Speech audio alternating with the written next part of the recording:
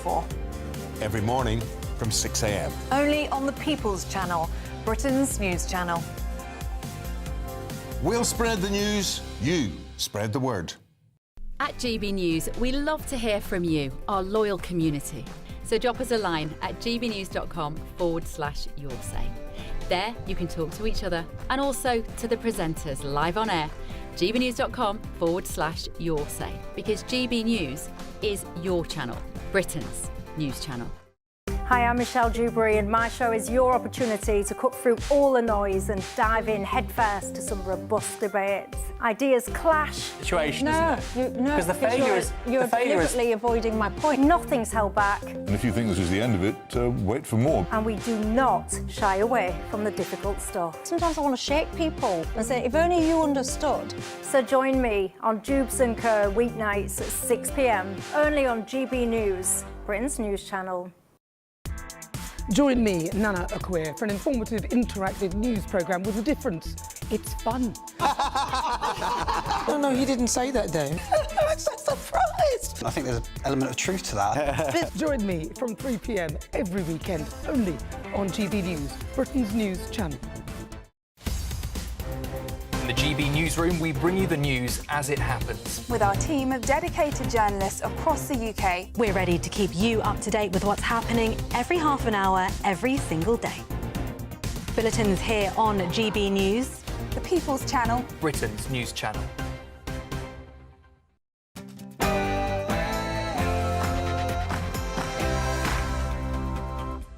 Good evening, it's 11 o'clock. I'm Alex Armstrong, and this is Alex Armstrong Tonight's late edition.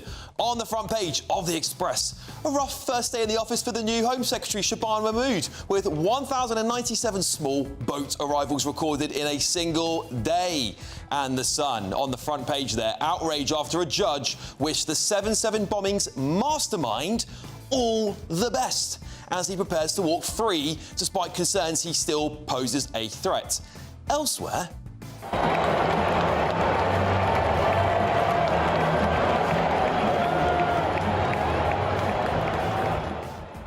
well, it says here Trump was booed, but I don't know if I could hear the booing. But anyway, he turned up at the US Open and his fans weren't happy with him, apparently. Let's find out why. Plus...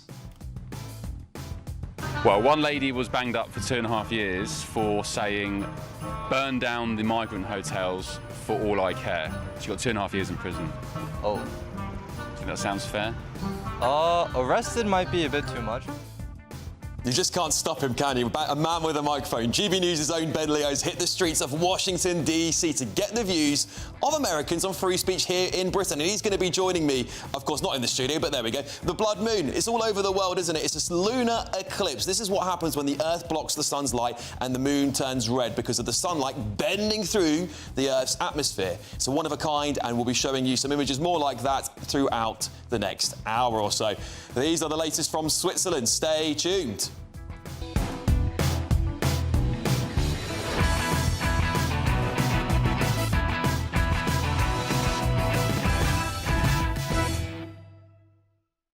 Joining me this evening, political commentator and social media phenomenon Chloe Dobbs, broadcaster Andy Williams, who's doing overtime because he was late earlier, and comedian and GB News contributor Paul Cox. But first, let's get your news with Aaron Armstrong.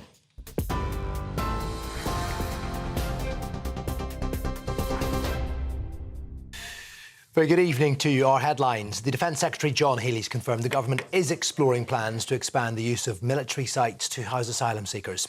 It comes after more than 1,000 migrants crossed the Channel yesterday, taking the total number of illegal arrivals this year to more than 30,000. The move follows a wave of demonstrations outside asylum hotels over the summer. 6 people have today been arrested outside a hotel in Manchester. President Trump says he's ready to move to a second stage of sanctioning Russia over the conflict in Ukraine.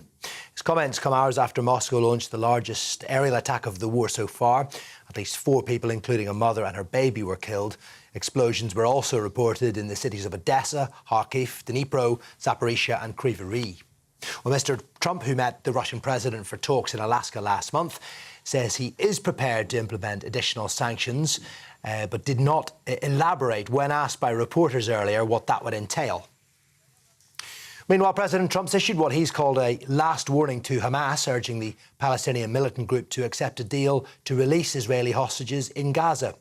Israeli forces have continued to bombard Gaza City, this strike hitting the Al Jazeera club, which had been housing displaced Palestinians. A number of high-rise buildings have been destroyed over the weekend, forcing further evacuations as the Israeli military closes in on the city centre. Israel says the buildings were being used by Hamas, which the militant group denies. Almost 900 protesters were arrested in Westminster yesterday during a demonstration in support of Palestine Action. The protest began peacefully, but violent clashes broke out later when a large group of protesters who weren't holding placards began to physically and verbally abuse officers making arrests. Now, the majority of those detained were for supporting a proscribed group. 33, though, were held for allegedly assaulting the police. London Underground staff have started a 5-day strike over pay and conditions. Industrial action has brought services to an early finish this evening, earlier on Sunday, and there will be almost no services through the week until Friday. Around 10,000 members of the RMT are walking out. They want a pay rise and also for a 3-hour reduction to their working week to 32 hours. Buses in London's other rail services, though, will continue to run. And Carlos Alcaraz has beaten Yannick Sinner in 4 sets to win the US Open and claim his 6th Grand Slam title. The 22-year-old Spaniard produced a stunning performance to win 6-2, 3-6, 6-1, 6-4 and reclaim the world #1 ranking from his great rival just 8 weeks after Sinner beat Alcaraz at Wimbledon. It was the 3rd consecutive Grand Slam final between the pair in what has become the key rivalry in the sport. Alcaraz becomes the 2nd youngest man to win 6 Grand Slam titles in history after the great Bjorn Borg. Finally, stargazers across the world have had an opportunity to witness a total lunar eclipse. Earlier, it's when the full moon turns red, also known as a blood moon. It occurs when the Earth comes in between the sun and the moon, blocking out the sun's light. The last one of these was visible in the UK in 2022. The next won't be until August 26. Hope you enjoyed it, if you had a chance to see it. That's the headlines for the moment. Now it's back over to Alex. Tune into GB News Radio wherever you are, online, on DAB digital radio, on TuneIn, on Radio Player and on your smart speaker. Just say, play GB News.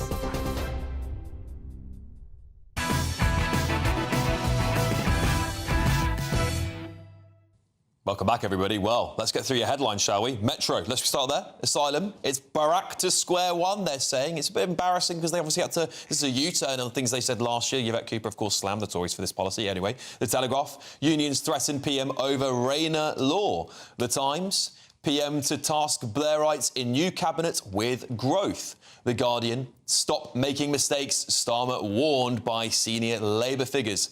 The I paper. Migrant hotel closures to be fast-tracked as Starmer faces Labour unrest. The Express, 1,097 arrivals in boats on new Home Secretary's first day.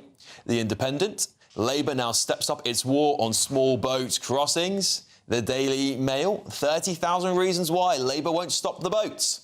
The Sun, judges' best wishes to 7-7 jihadi.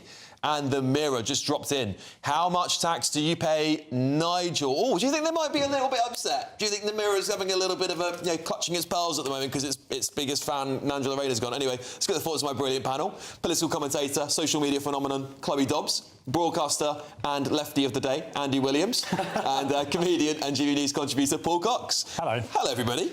Oh, well, Chloe, I'll start with you because maybe we should start with... Oh, I think we've got to start with the Mirror because it's just dropped. I think we have to start with this. It's quite a big headline, and I mean, it's quite obvious that they are very upset Angela Rayner's gone, despite calling it a crisis point themselves in a previous headline a few days ago.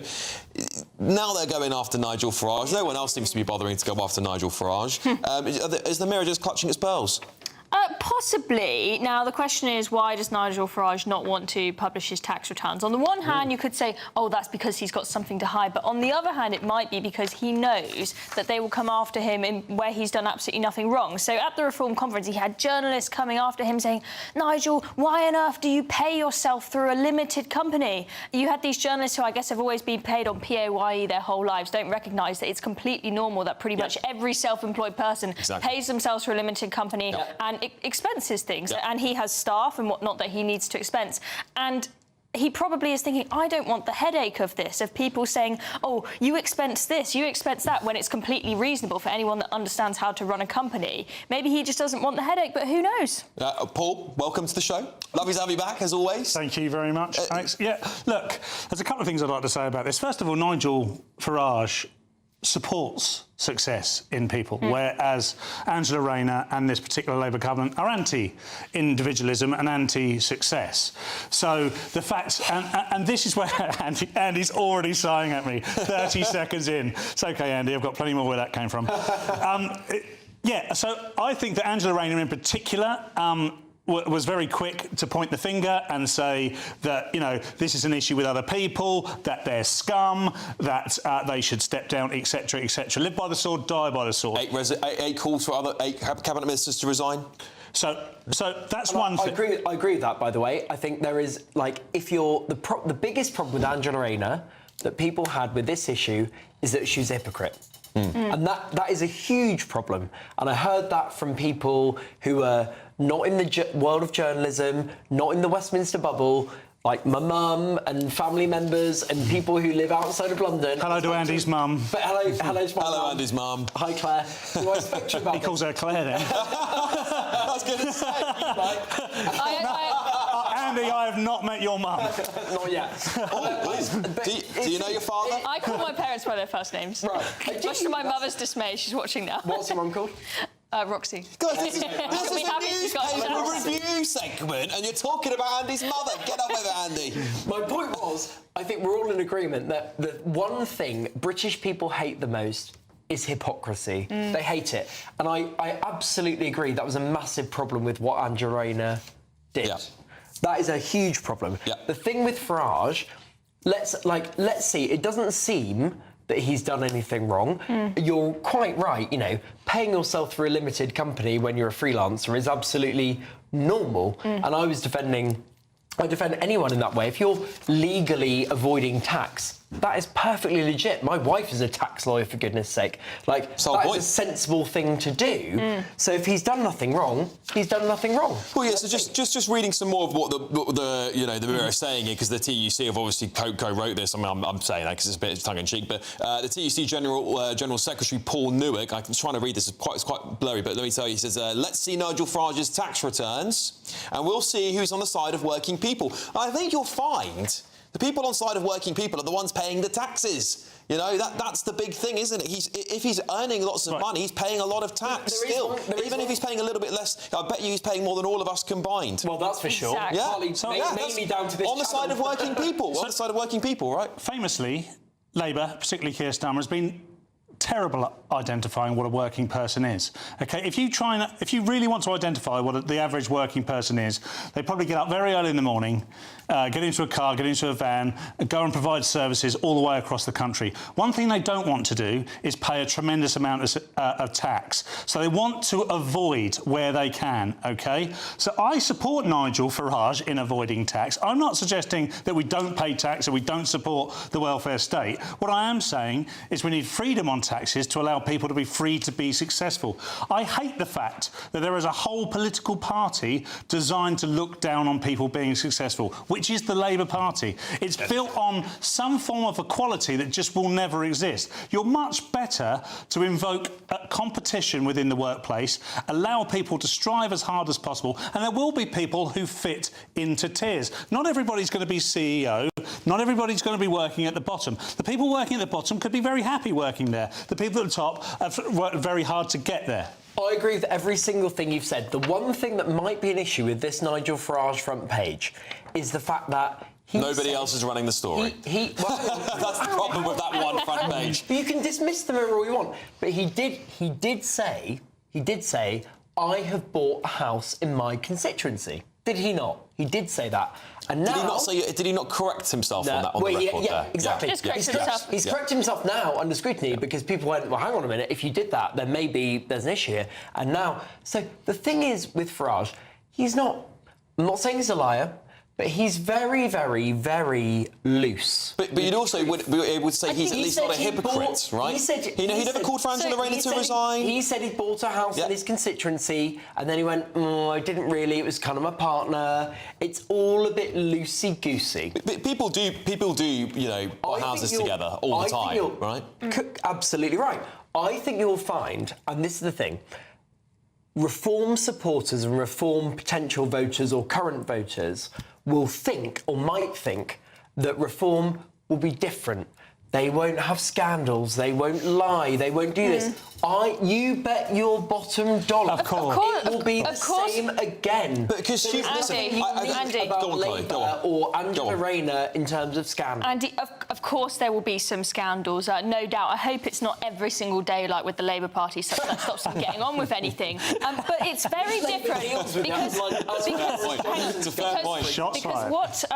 what Nigel is trying to show to people is I'm not trying to pretend to be some kind of moral saint like everyone in the Labour Party, especially Angela Rayner has been. Yes, I've made mistakes in my past. Yes, I've maybe had some gambling issues or had, you know, quite a few women on the go and this and that. But I'm not pretending to be some perfect guy that's never killed a butterfly, and that will protect him slightly from the same route. James Murdoch, for example, you might have been to jail for domestic violence. And Paul, I guess the key thing. It's a bit different. I guess the key thing is that I agree, it's different. Yeah. I guess the key difference, really, and you've both touched on this, is that one, Nigel Farage isn't housing secretary. No. Two, he's not in government, and three, well, he's not a hypocrite, and therefore the public will have a little bit more sympathy for him. Hence why no other paper is running the story other than the Mirror, who are very upset Angela Rayner's gone. No, he didn't call for Angela Rayner to resign, which is something you just said, which is incredibly important here. One thing we're continually talking about is the convention of how politics has looked for a century, OK? That's broken. It's dead. We've watched the Tories die as a result, and we're watching Labour die because they followed in Tories' footsteps. What Reform will do, or anyone who's sensible enough to fill that space, is change convention. You don't want idiots at the top that are career politicians. You want people at the top that are good in business, that may be able to do a deal, that may be able to create success. What was the last private sector job Nigel Farage did? He hasn't. We can get back in it. We've got plenty more time to talk about this story, but coming up, we've got Bob Weiner coming on. We're going to have a good old discussion with Weiner about what's going on in America. Stay with me. This is Alex Armstrong Tonight, latest edition. Miriam, you can't be serious. Scrapping the triple lock on state pensions? Madness. Andrew, we just can't carry on pretending. The numbers just don't add up. We've got to be honest with people. We've got to face the facts. That's what people want. Well, that's what you get on GB News and on Britain's Newsroom. Lively debates, lively conversation. Britain deserves a newsroom that puts the facts and your voice first, and we're not afraid to hold power to account. And each other. So join me, Andrew Pearce. And me, Miriam Gates, for Britain's Newsroom, weekdays from 9:30 on GB News.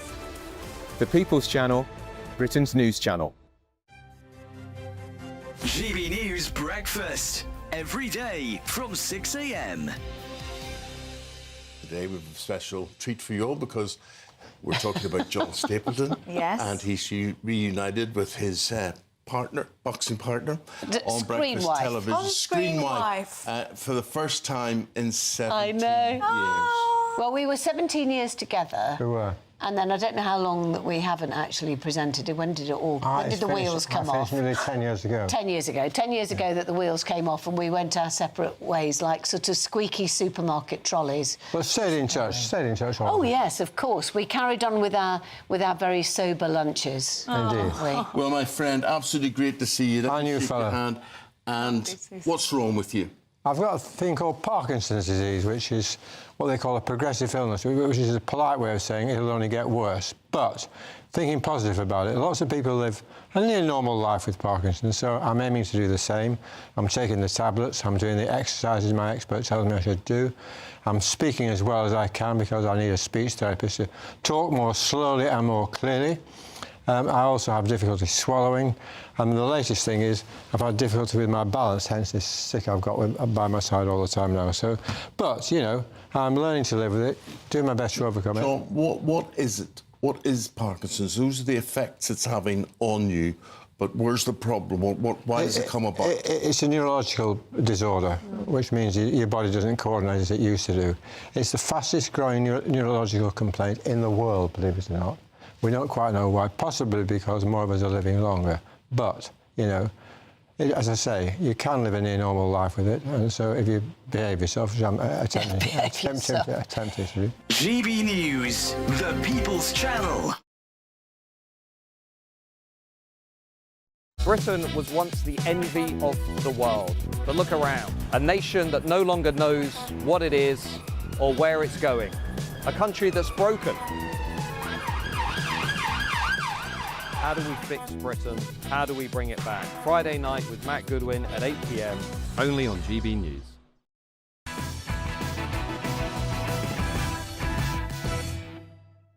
Well, welcome back to the show, everybody. Now, some shocking news from across the pond. A 23-year-old Ukrainian refugee who fled her war-torn homeland for a safer life in the United States has been stabbed to death at a North Carolina train station. Irina Zarutska, I think, apologies if I butchered that name, I do apologise, has suffered multiple stab wounds and was pronounced dead just before 10 p.m.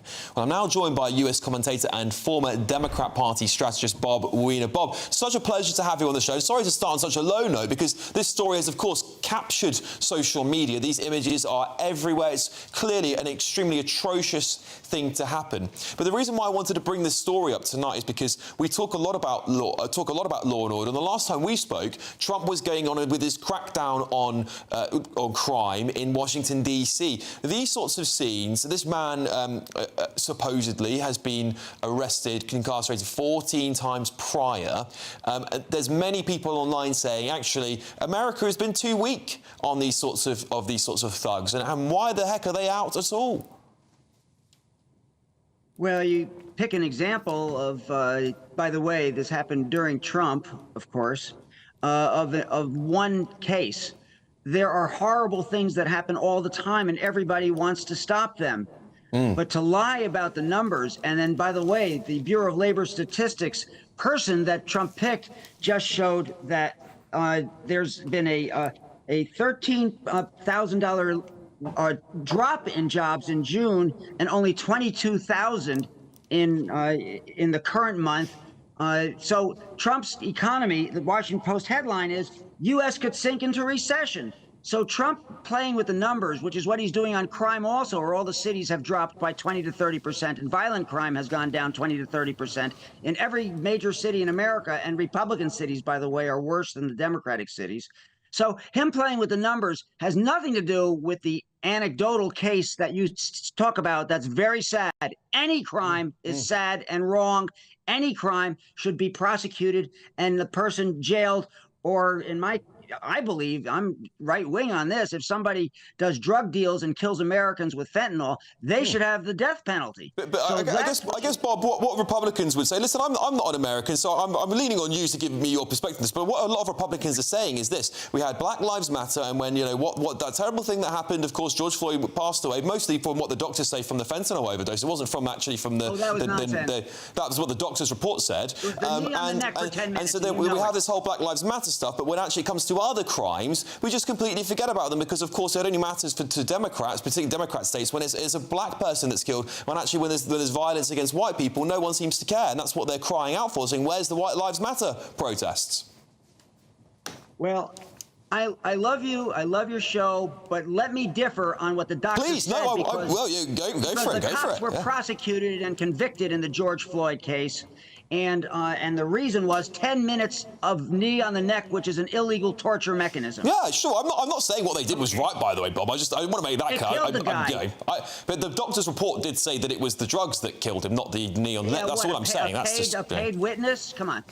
Well, was the doctor a paid witness? I don't know, Bob. I'm just stating the facts that I have to hand, right? I'm just saying. But I think the point is that, you know, there's this feeling, isn't there? I mean, we have this feeling here in the UK as well, this sense of lawlessness overtaking the country. And one of the things we worry about here with reports of crime in the United Kingdom, Bob, is that many people just don't report crimes anymore, particularly because our police in this country, I think, solve only 7% of all crimes. So people go, I don't bother reporting a crime when it happens to me anymore. Therefore, those numbers look really, really good. I mean, I had a gentleman on the show the other day. He owns a petrol station. People are just driving off without paying, and he says the police don't do anything about it. And I hear some Republicans saying the same thing about this happening in America. People are just not bothering reporting crime anymore because it's so bad.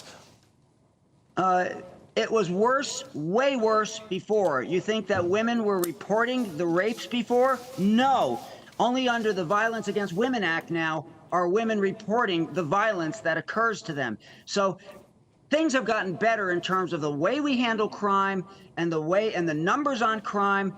And Trump is just trying to create a show, a theater, so that he can exacerbate the fear against crime. And that's a valid political strategy, except it's a political strategy. Well, I just want to. I've got another story I want to talk to you about. I've just got a video I want to show you as well, because Trump obviously showed up. Moving on, we're moving on to a different thing here. But Trump showed up at the US. I saw he was at the US Open a minute ago. Should we have a look at it? Let's have a look at it. We're going to play it for our audience. Let's have a look.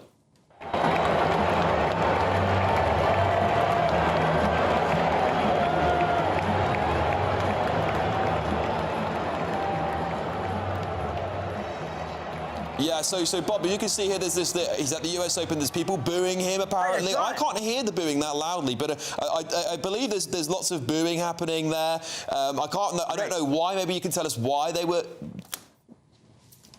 Because, as MSNBC said, America starts to turn on Trump, and the reason they're turning on Trump is because of his heartless, inhumanitarian immigration actions that don't provide due process. And because of the tariffs that are raising prices. When he lied and he said he would drop prices on day one, and he said he would end the Ukraine war on day one. But Bob, that booing was fake news. It was complete fake news, Bob. There was no booing. I didn't hear any booing. What do you make of that, huh? Right. So we're having a bit of fun, Bob. No, having a bit of fun. But look, I mean, I guess the other thing to talk to you about here is that he sent a very strong message to Hamas, right? He said he's put them on at final notice. He said, if you don't accept this deal, we're coming down hard on you. Is this the sort of stuff Americans like to see? Do you like to see a tough stance on Hamas? I think he's doing all right, but Israel trying to create a resort and Trump trying to create a resort in Gaza is inhumanitarian, trying to force 2 million people to leave and claiming it's voluntary. They don't want to leave. That's their home. So that is outrageous. And that is not the way to handle that. I think the Egyptian plan maybe has the biggest sense of possibility, because at least it's Arab, and they would possibly create some moderation in terms of how to handle the situation in Gaza, but not to just take everybody out and deport them. He wants to deport everybody all over the world. Well, talking of deportations, Beyonce and Jay-Z are self-deporting because they're coming to the UK. They're coming to the Cotswolds, along with Ellen DeGeneres and a few others. I mean, even J.D. Vance is coming to the Cotswolds. Bob, what is going on? Hey, I'm coming to UK you September 19th You're and 22nd. And you're coming here, aren't you? I'm joining you, so I'm coming to UK. You're coming on the show in person. I can't wait. I'm really looking forward to that. But it's going to be brilliant. We're going to have a great time. But why are all these American celebrities coming to the Cotswolds? What is it? Is it a tax haven we don't know about here at the Cotswolds?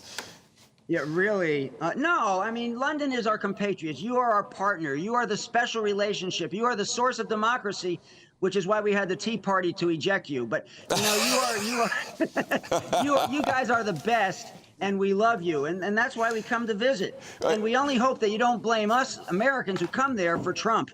No, I don't think we do. No, I think there's a lot of Brits who love Trump. There's some Brits who dislike Trump. I mean, we try not to be getting ourselves too involved in your politics. We don't like to shove our noses in too much. But talking of that, Nigel Farage, as you may well know, the leader of Reform UK, was in America. I've been on his show, by the way, several times. Right. Well, what did you think of him at the congressional hearing? Because Jamie Raskin, who's Go on, tell us what you think. I thought he handled it pretty well. He didn't want to deny, he didn't want to agree, he didn't want to get involved in Epstein, didn't want to say that Epstein was horrible or anything. But so, I mean, he was ducking a lot of questions. But I think, you know, you can't be wrong when you talk about I want free speech, except that he has rejected a lot of people from his news conferences. So, you know, you can't have it both ways. But I think Nigel has a lot going on the ball. Not as much as you, though. Bob, I love to hear it. Thank you so much. Bob, I can't wait to have you in the studio. It's going to be sensational. Former party strategist Bob Wiener, thank you so much for joining me. Thank you so much. Thank you. All righty then. Listen, we've got to go for a very short break and we're going to get back to all of these absolutely sensational headlines. And Ben Leo is going to be joining us. Stay tuned to see Ben very shortly. Hello there, welcome to your latest GB News weather forecast. Looking ahead to the new working week, and it's going to be unsettled. Most of us seeing some further rain and showers, and after a warm weekend for some of us, temperatures are returning to nearer average. So we have low pressure really dominating the scene as we end the weekend. Still got some dry weather down towards the far southeast, but most of us seeing some showers. As the night goes on, showers generally becoming confined to western and northern parts of the UK, and quite a windy night to come across the very far northeast of Scotland. Where we do see the clearer skies, it will turn a little bit cooler than the night just gone, but I think most towns and cities still staying in double figures. So we start Monday off with plenty of sunshine across many parts of the UK. Still got the overnight rain just clearing Shetland, but for most of Scotland it should be dry. But showers will quickly develop across the west of Scotland. Also a similar story for Northern Ireland. A few showers in the west, but mostly dry as we start Monday morning. Showers also moving in across parts of Wales and southwest England, but many eastern areas of England starting off the day dry and sunny. And as the day goes on, the showers across the west will gradually become a little bit more widespread across the country. Most frequent still in the west. Some of these showers will be heavy and potentially thundery in places, with the best of the brightness throughout the day really over towards the east.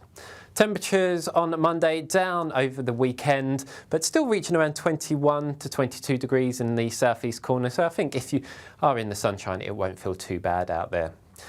Similar start to the day on Tuesday, lots of sunshine around, but this time we're seeing another feature coming in from the southwest. There's some showers breaking out quite quickly across southwest England, Wales and Northern Ireland. Ahead of it, could see a few rogue showers, but mostly dry. And that unsettled regime does look like it will continue Wednesday and Thursday with temperatures around average. Westminster's full of talk, but out here, it's the real world. Am I allowed to talk then? No, that's it. This is where it matters, real people and real lives. That's what politics is all about. The fact is Trump made a good start, no. Straight answers, no spin, and just a couple of pints. How many fingers have I got up? About 10. So join me for Lee Anderson's Real World every Friday at 7 p.m. only on GB News. The People's Channel, Britain's news channel.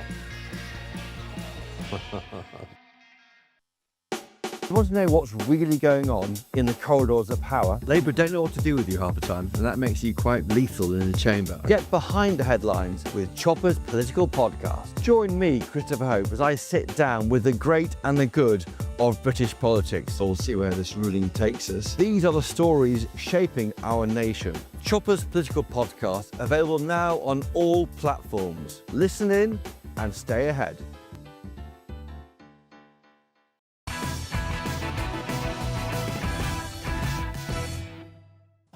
Now, something's caught my eye this week. Check out this sign in North London. The anti-fly tipping notice is a warning of £1,000 is written in 8 different languages. Who said multiculturalism's failing, eh? Where else would you learn not to dump rubbish in so many languages? Right, panel. Now, you're getting seen the answers. You're looking at my autocue. Stop looking. Can you guess the answers? Anyone want to guess? Let's put it back up. What was the question? Yeah, because I don't know the question. What are the languages on this sign here? It's coming. The picture's coming in a second. But you can have a quick guess based on the Hindu, Punjabi, Polish, Russian. Russian? I wouldn't have. They own half of London, Alex. Oh, that's a good point, actually. Yeah, Chloe. Any guesses? Spanish. Is Arabic on there? It's got to be Arabic on there. Surely Arabic has to be on there. OK. Ukrainian? Interesting. All right, well, we'll find out in a second. Andy, any ideas? Ukrainian's a good shout. OK, Ukrainian. All right, should we tell you the answers then? Right. Turkish, Albanian, Bengali, Bulgarian, Greek, Polish, Romanian and Somalian. So there's no Arabic on there. Wow. There you go. Because they Talk obviously about don't subverting expectations in this show, right? Anyway, there you go. What do you think? So should we be having all these signs in different languages? Or do you think, actually, is this a sign, Andy, that multiculturalism is not working? Because surely everyone should be able to speak at least the basic level of English, say, don't dump your stuff here. Well, it's definitely a sign, isn't it? Very good. Quite literally is a sign. I don't really see what the problem is. It's just making life easier for people, no? I think that's the problem. So I think that when immigration worked in this country is when, if you came here, you had no choice but to integrate and to speak English, else you just wouldn't be able to go about your day-to-day life. But now you can come to this country and you can just move to a community where everybody is from your country and you don't have to speak English. And then if you go around and all the signs everywhere are written in different languages, I understand if you're... So when you go to cities that are big tourist cities and you don't expect everyone who's just coming for a flying visit to speak the language, so you'll see English, right, if you go to Paris or somewhere on the metro and whatnot, that's fine. But when it's stuff in the local community, which is clearly for locals who live here, who should speak our language, I don't think we should make it easy for them. When it comes make to it speaking, difficult for them so they've got no choice. So I don't think make it difficult for them. When it comes to speaking the language, I think the main thing is in your private home, you should be able to speak whatever language you like. For sure. But you do need to be able to speak sufficiently good English in this case to interact with the state. I think that's the main thing. Yeah, and Paul, on that point, this is where it gets frustrating, right? Because we then have to pay for translators, because we basically send the message, don't worry about learning English, we'll put everything in your own language for you. So then we end up paying for translators and the tax bill goes through the roof and then we don't get services because we're having to pay for that stuff, Paul. Exactly. Look, in order for us to prosper and be successful, we have to nourish our incumbent culture. It's a very simple philosophy. Our incumbent culture relies on the English language, OK? There has been many discussions, particularly on this channel, and maybe even on the BBC occasionally, whether there is such a thing as the British culture. There is undoubtedly a British culture. And the foundations of that British culture is the English language. Now, maybe it's a shame we don't speak more languages, but it's the truth. It's how we are, it's how we come. And if you want that community and society within the incumbent culture to survive and thrive, it needs to have basic principles. And one of them should be that everybody is able to speak the native language. It's just very, very simple.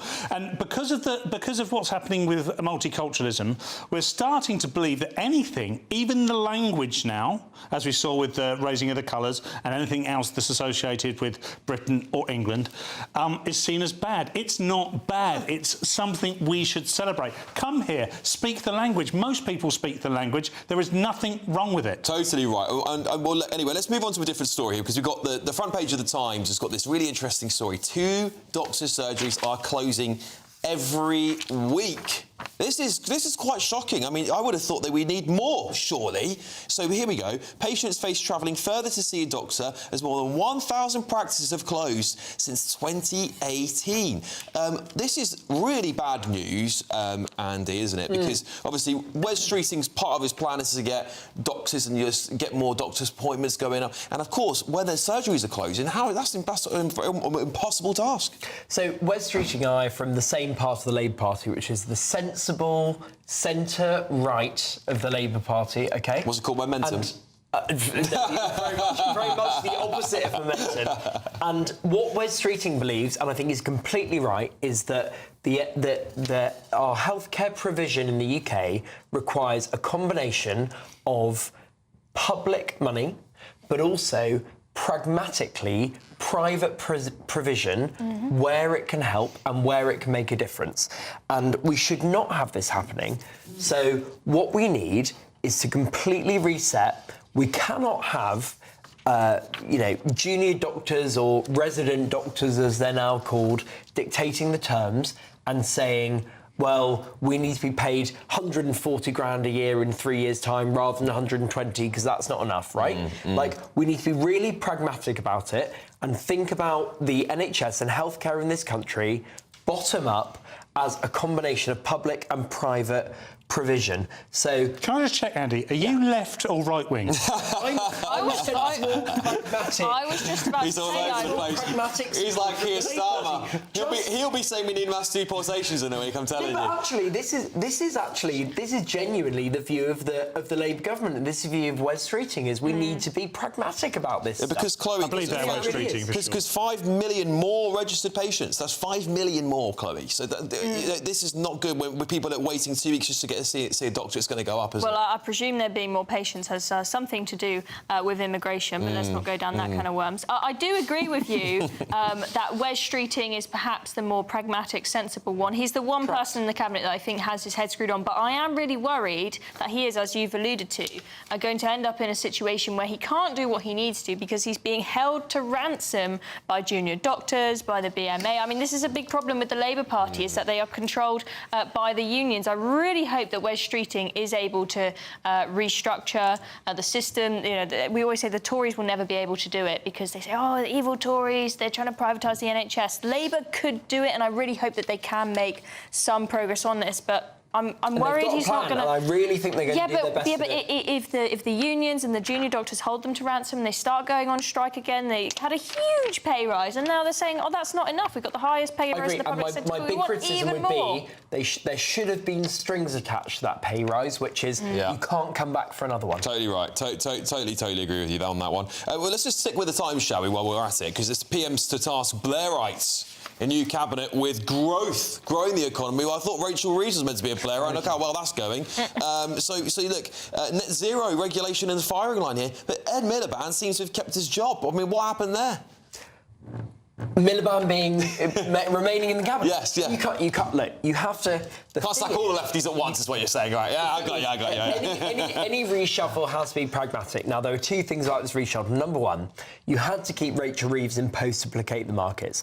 Number two, this reshuffle was about getting Shabana Mahmood into the Home Office. No, it was about Angela Rayner quitting. Let's get real. Of course it was. Well, that was the trigger, but the reality was this was about getting Shabana Mahmood, the most hardline, hard-nosed person in the Labour government, into the Home Office to really, really crack down on small boats. Okay, That's the right thing to do. Paul, briefly, I mean, this is phase 2. Are we in phase 2 or phase 3? I don't know. But PM starting the Blairites now. Of course, all the other papers have got the lefties out warning that he's in big trouble if he goes back on his word on any of the stuff that Angela Rayner's done. Is he looking at a challenge perhaps next year? Yeah, of course he absolutely is looking to a challenge next year. I think he's a dead duck, Andy. I genuinely do. And I don't think he has any political philosophy. And we're seeing that.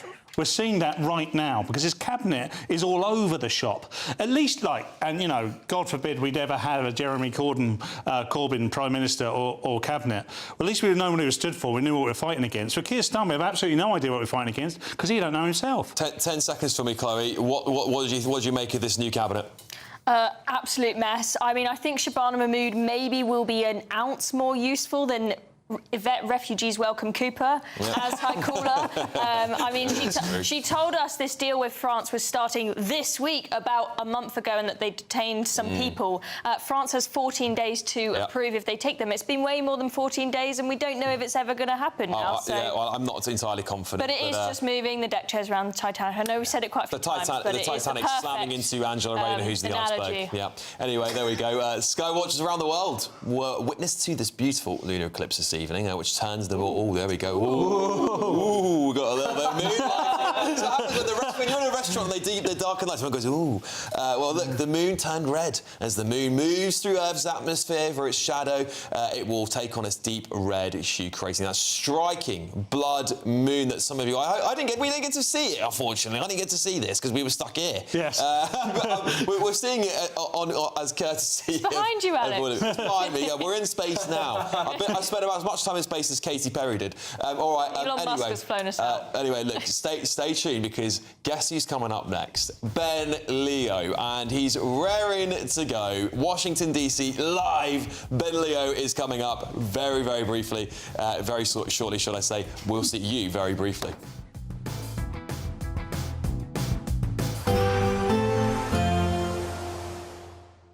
I forecast a perfect holiday in the sun. Weather looking good then? For sure, and no worries about our travel insurance. All Clear Travel Insurance sponsors GB News travel destinations forecast. It's quite a changeable picture across the Mediterranean over the next couple of days. Plenty of sunny spells on offer, but there is going to be some quite strong winds across parts of the Canaries as we head through Monday afternoon. Parts of Spain and Portugal, parts of Italy seeing plenty of sunny spells, but southern parts of France, parts of Greece and parts of Turkey seeing plenty of heavy showers through Monday afternoon. Quite a lot of sunshine on offer as we go through the rest of the week and feeling pleasantly warm with highs into the high 20s. All Clear Travel Insurance sponsors GB News travel destinations forecast.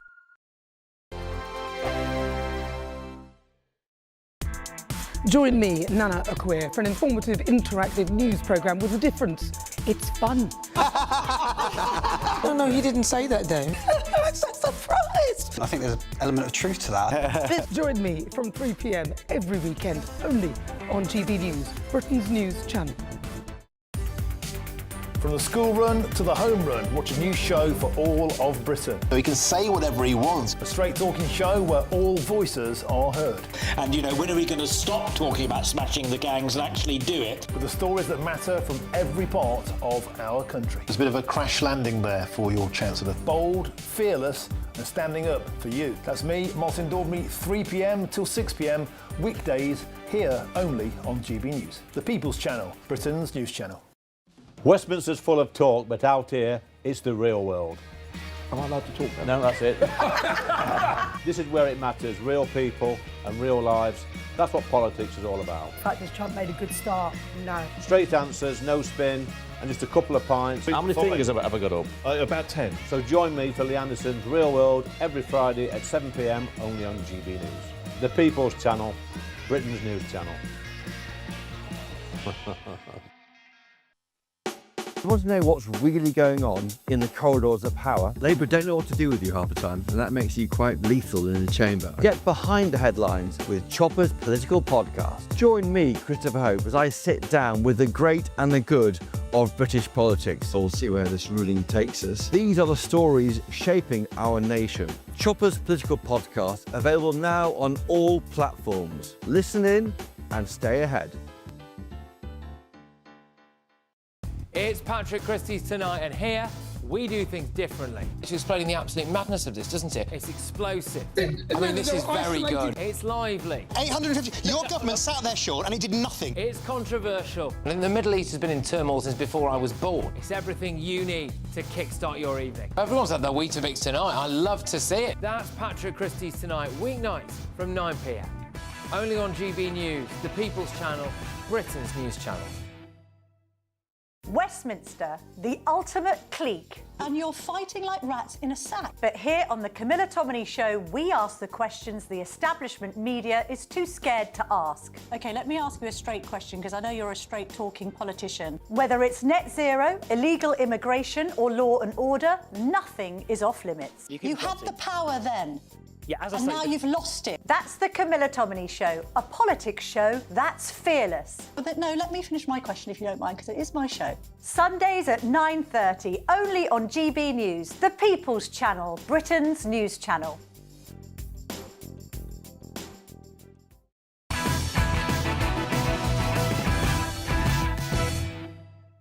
Welcome back, everybody. Well, what can I say? I am now joined by GB News presenter and United States international star, Ben Leo. Mate, it's so good to see you, mate. You're looking fantastic.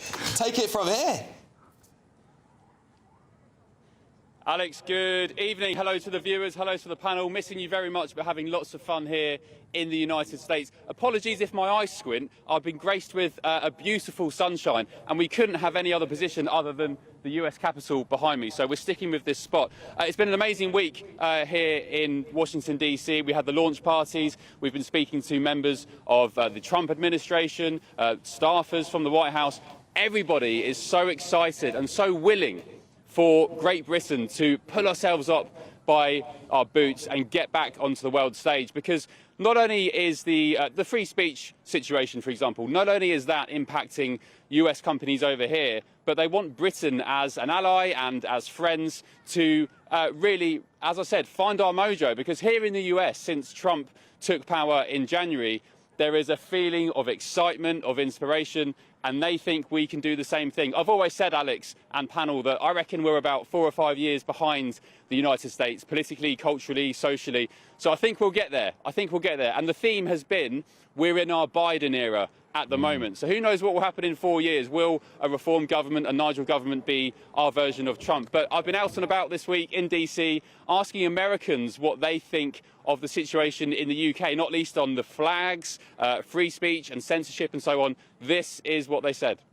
I feel safe to give my opinion here to you, but if you ask me that in the UK, I'd probably personalize it a little better towards maybe a flavor that people are used to there. Wow. Well, we have 30 people a day arrested for social media posts. What are they posting? Well, one lady was banged up for 2.5 years for saying, burn down the migrant hotels for all I care. She got 2.5 years in prison. Oh. Do you think that sounds fair?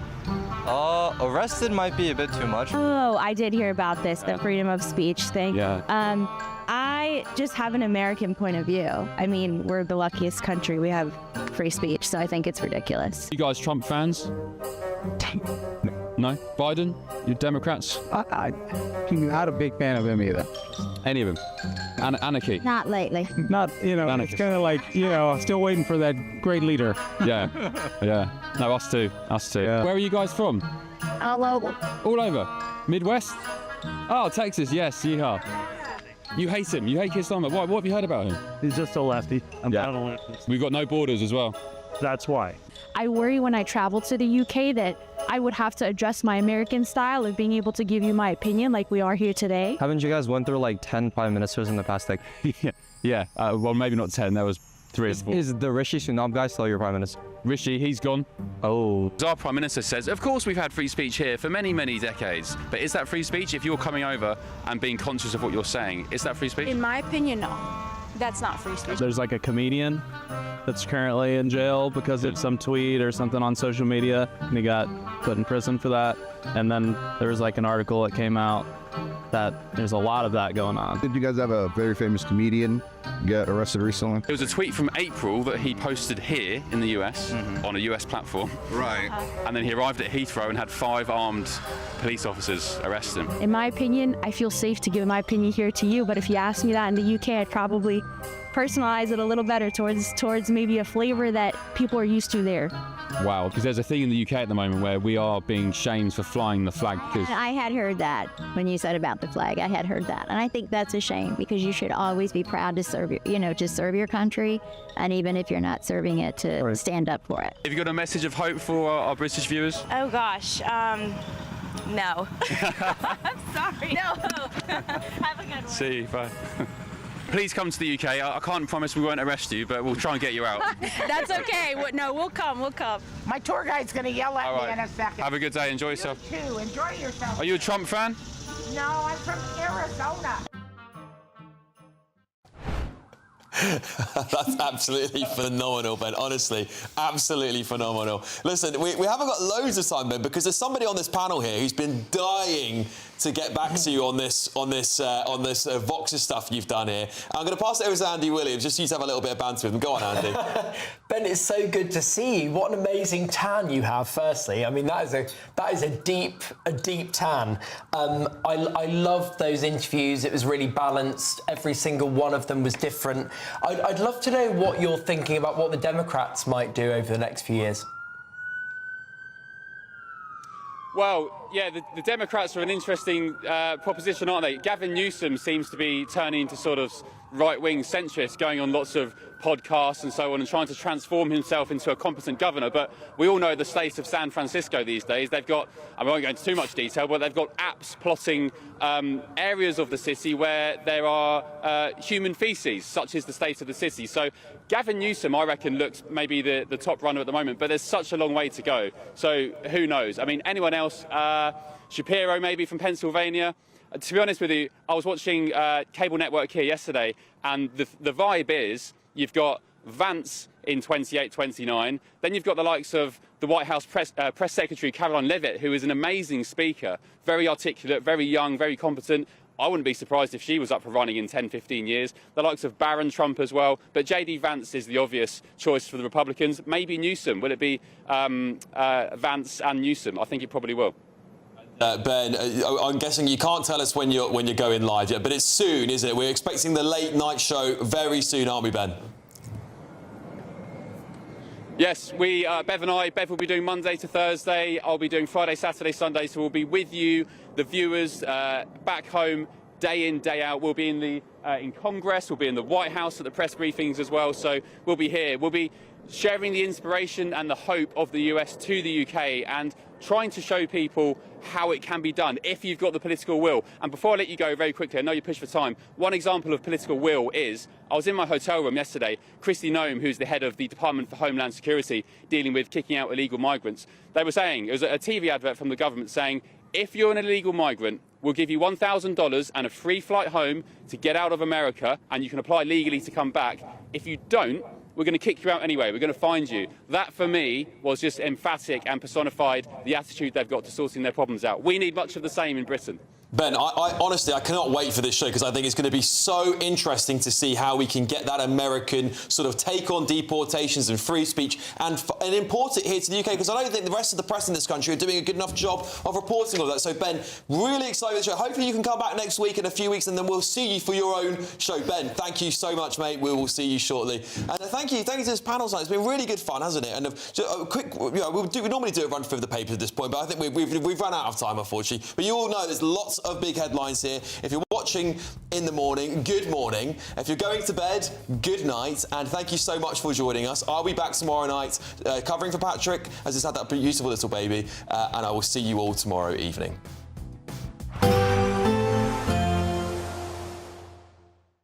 Expect warm spells with the odd rude interruption. Box Boiler sponsors the weather on GB News. Hello there, welcome to your latest GB News weather forecast. Looking ahead to the new working week, and it's going to be unsettled. Most of us seeing some further rain and showers, and after a warm weekend for some of us, temperatures are returning to nearer average. So we have low pressure really dominating the scene as we end the weekend. Still got some dry weather down towards the far southeast, but most of us seeing some showers. As the night goes on, showers generally becoming confined to western and northern parts of the UK, and quite a windy night to come across the very far northeast of Scotland.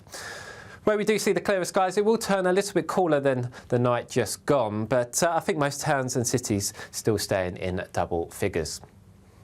So we start Monday off with plenty of sunshine across many parts of the UK. Still got the overnight rain just clearing Shetland, but for most of Scotland it should be dry. But showers will quickly develop across the west of Scotland. Also similar story for Northern Ireland. A few showers in the west, but mostly dry as we start Monday morning. Showers also moving in across parts of Wales and southwest England, but many eastern areas of England starting off the day dry and sunny. And as the day goes on, the showers across the west will gradually become a little bit more widespread across the country. Most frequent still in the west. Some of these showers will be heavy and potentially thundery in places, with the best of the brightness throughout the day really over towards the east. Temperatures on Monday down over the weekend, but still reaching around 21 to 22 degrees in the southeast corner. So I think if you are in the sunshine, it won't feel too bad out there.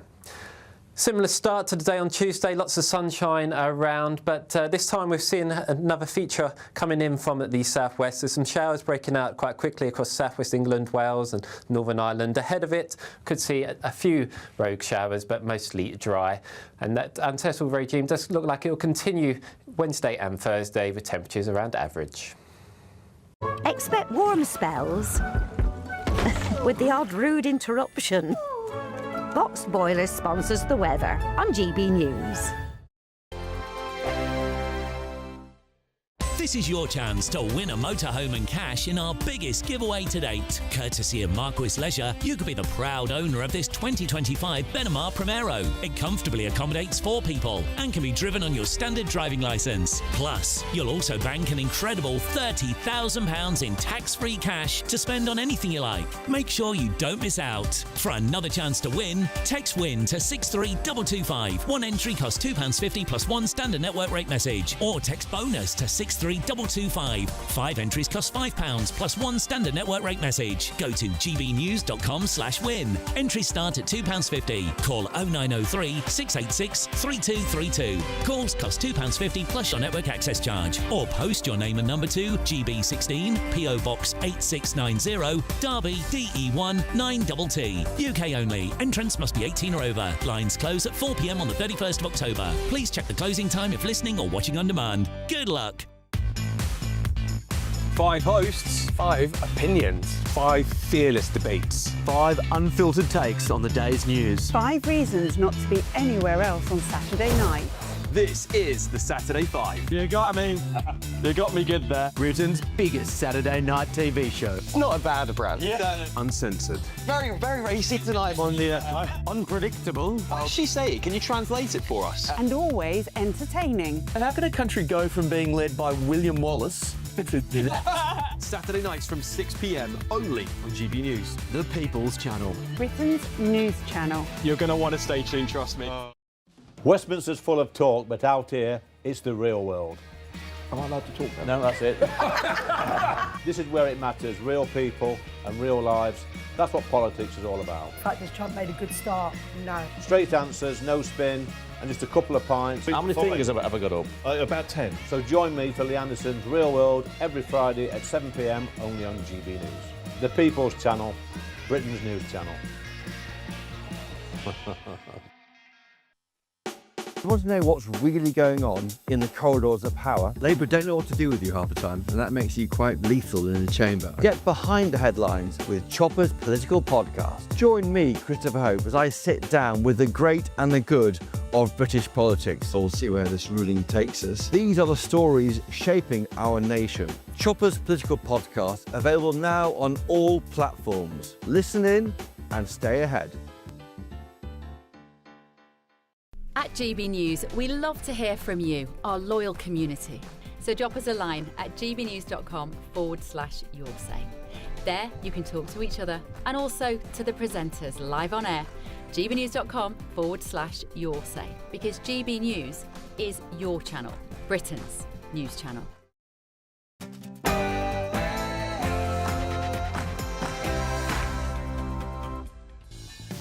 Good evening, this is Free Speech Nation with me, Josh Howie. On the show tonight, we'll be hearing from the director of the Free Speech Union, Toby Young, about the arrest of comedy writer and legend Graham Linehan over 3 posts on X.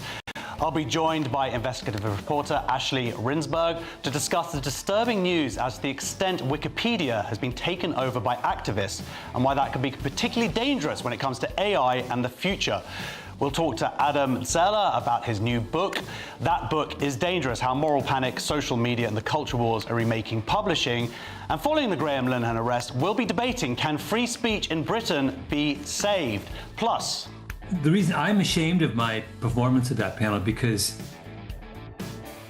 we'll find out what made Malcolm Gladwell so ashamed. And we've got comedians answering some crazy culture conundrums from our live studio audience. But first, the news with Alex Armstrong.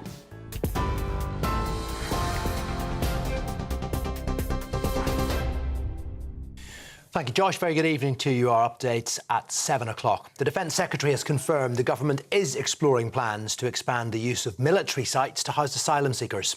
It comes after more than 1,000 migrants crossed the Channel yesterday, taking the total number of illegal arrivals this year to more than 30,000. The figure is up 37% compared to this point last year and in 2023. 3 former military sites in Essex and Kent are already used to house a small number of asylum seekers. It's understood proposals will be announced within weeks. It follows a wave of protests outside asylum hotels over the summer, dozens of which are now set to be closed. John Healey has confirmed officials are also considering other types of non-military accommodation and says it's just one of a number of necessary measures.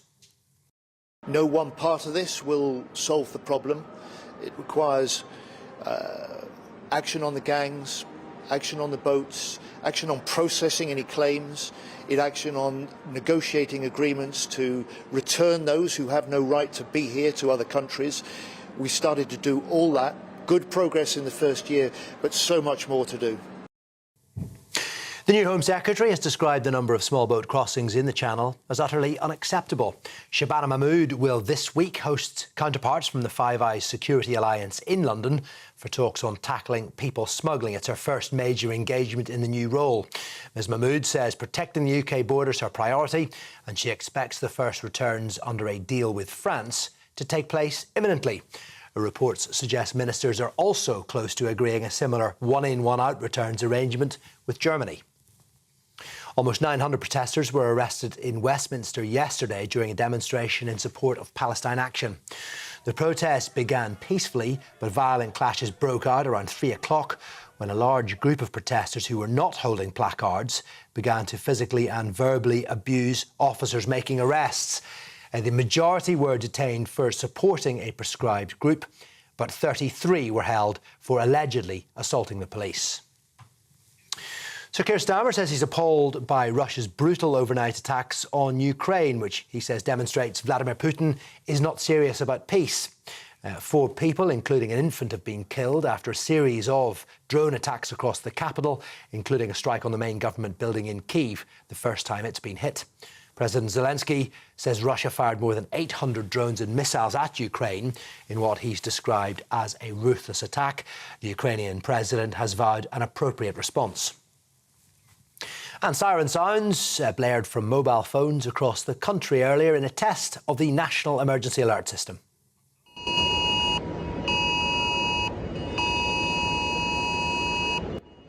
Well, the alarm went off at 3 o'clock. It lasted for around 10 seconds. It was the second test of the system after the first 2 years ago. The Prime Minister says it's an important step in keeping people safe during national emergencies.